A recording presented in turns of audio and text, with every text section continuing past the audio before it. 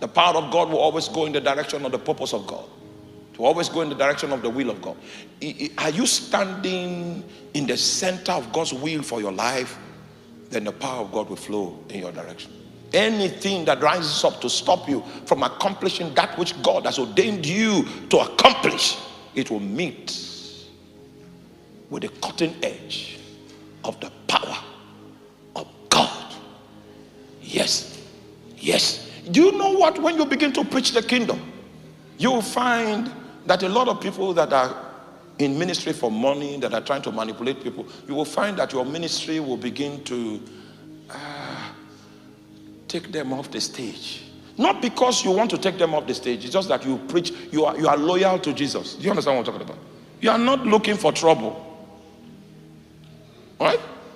You are just loyal to Jesus, and you know Jesus a little, and you begin to teach about Jesus and how to find Jesus and how to function with Jesus. You will just discover that what you are teaching is different from what someone else that is not pointing to Jesus as the center and the circumference, the extent and the limit of divine revelation. What you are preaching will not be the same with what the person is preaching. Do you understand what I'm talking about?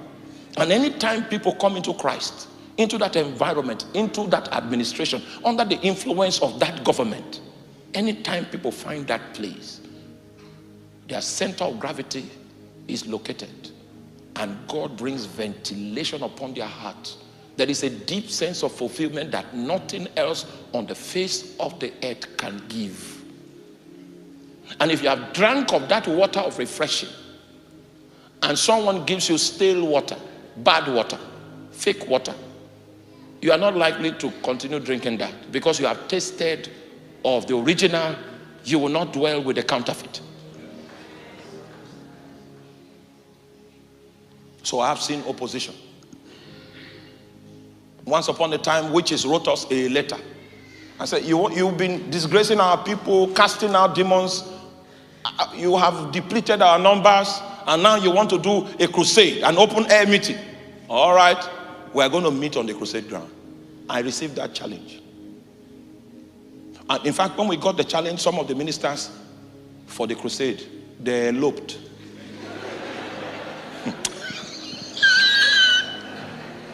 They took off. And I was preaching. Unfortunately for me, I put on a white suit. A white suit. I was conspicuous. I was high there. I was up on the platform. And a known mad woman, oh, you don't know what we call mad. Do you know who a mad person is? You do? You know? Ah, so you have hospitals and clinics for mad people.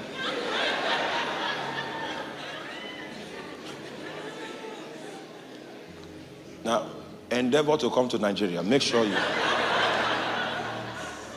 We don't have hospitals and clinics for mad people. So if somebody is really mad, the person walks on the streets and, so that's yeah. So I was on the platform doing my thing, preaching Jesus. And then this known violent mad woman, I don't know how she made her way to the ground.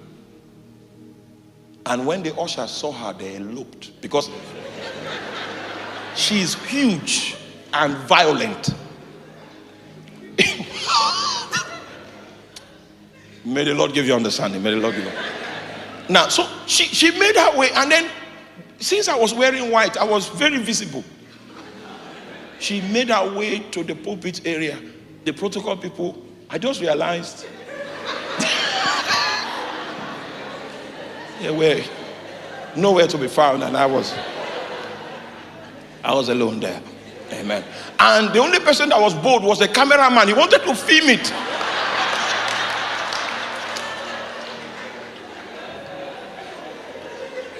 Well, I couldn't run away because I was in the face of the camera. I couldn't escape. But the next, what my mind told me was to drop the mic and flee. That was.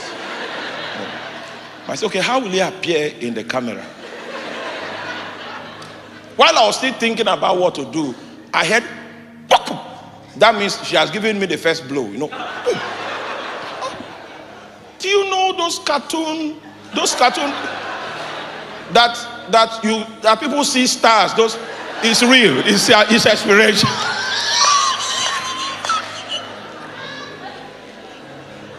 And the cameraman was taking full documentary of arrangement. So I found courage. I found courage in the Lord. And I began to pray in tongues. I began to pray in tongues. I began to pray in tongues. I began to pray in tongues. Then a certain word came out of my spirit. A certain tongue came out of my spirit. And when that tongue came out, I noticed she began to manifest. The power of God fell upon her. She began to scream. I said, oh, it's working.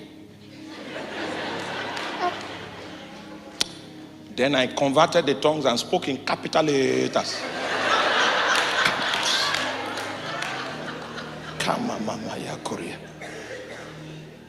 Then she fell off and slept off. So the ushers now, I saw them coming back one.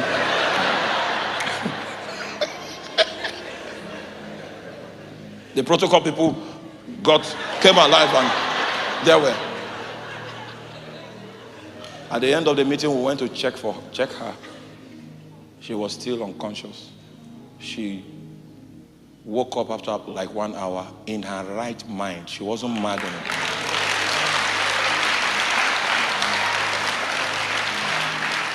You see, the power of God flows in the direction of the will of God. I was doing the will of God, so there was power to back me up. Yes, so if you are in the center of God's will and something wants to come against you, the power of God will be available to meet with that opposition.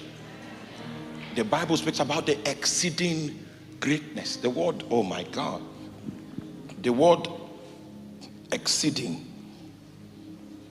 is hopabolo. I don't have time. Okay, let me run away. Don't worry. We'll do that later. Maybe some other time as God gives us the permission. But I encourage you to go and research Ephesians chapter 1 verse 19. It says, if the eyes of your understanding is not enlightened, you will not understand the economy of power. It's the same power that reached into hell and raised Jesus Christ from the dead. It's the same power that was responsible for rapturing Jesus and taking him into the heavens. It's the same power that was responsible for making him sit at the right hand of God in heavenly places. Are you there? Now, what I'm trying to teach tonight is authoritative prayer.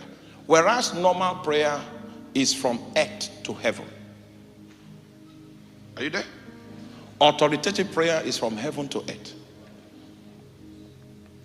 In order for you to pray authoritative prayer, you must see yourself where you are seated in the heavenlies. You will need new eyes and new lenses to see yourself seated in the heavenly realms. It is the power of God that was responsible for transporting Jesus from the earth into the heavens, and it was the power of God that was responsible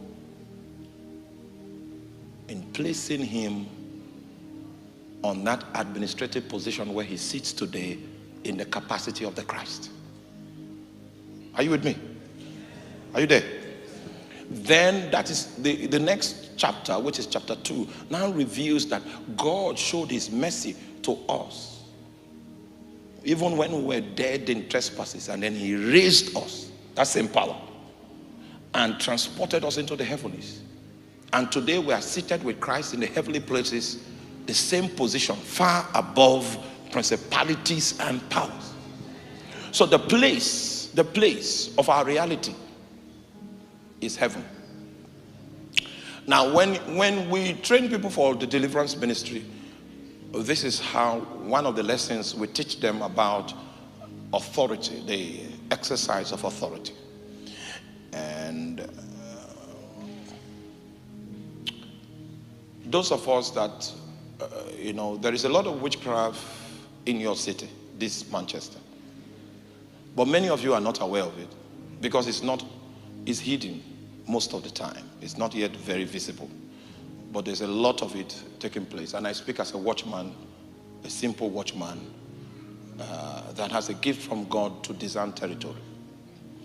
On the continent of Africa, witchcraft is more visible. All right?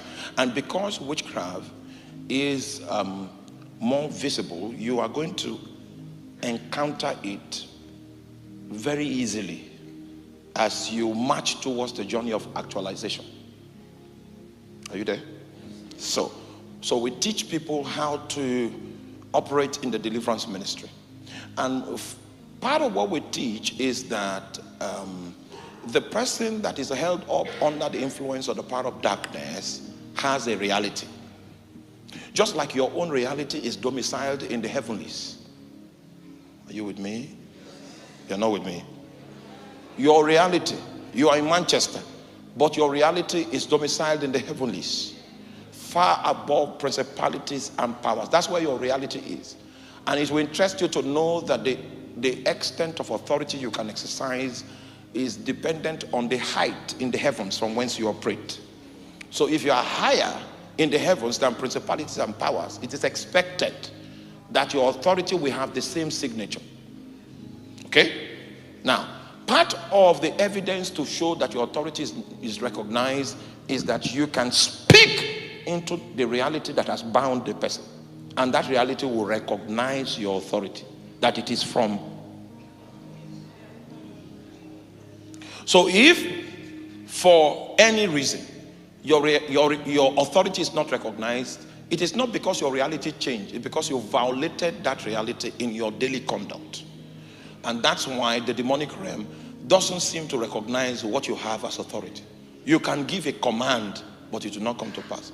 You know, Jesus was educating his disciples, and they asked him a question. Why could we not cast him out? Because when Jesus eventually came and cast the demon out, it was exactly what they said that Jesus said. So they were not wrong in terms of the words they used. It was just that their authority was not recognized. Why could we not? You didn't do anything that we didn't do. But the results you are getting is different from the results we got. And it will interest you to know that we tried for a long time. So if more time would have changed it, we gave time. But